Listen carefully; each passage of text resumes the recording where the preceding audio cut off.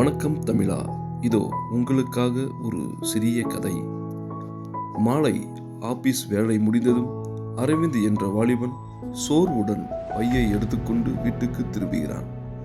வீட்டு கதவை திறந்தவுடன் சிறிய மகன் ஓடி வந்து, அப்பா வந்துட்டாரே என்று கையை கட்டி அணைத்துக் கொள்கிறான். அந்த காட்சியை பார்த்த அம்மா சமையல் அறையிலிருந்து சிரித்தபடி சொல்லுகிறாள், இன்னைக்கு உங்க பிடிச்ச சாம்பார் தான் பண்ணி வச்சிருக்கிறேன் என்றார். சோர்வாக இருந்த அரவிந்த் முகம் உடனே மலர்கிறது. அவன் மனதில் ஒரு எண்ணம், எவ்வளவு வேலை இருந்தாலும் இந்த சிறிய மகிழ்ச்சி தான் என் வாழ்க்கையில் உண்மையான பலம்.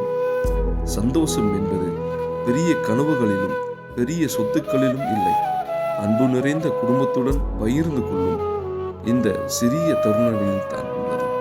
நண்பர்களே, இந்த கதை உங்களுக்கு பிடித்திருந்தால் என்னுடைய சேனலை சப்ஸ்கிரைப் பண்ணுங்கள். உங்களுடைய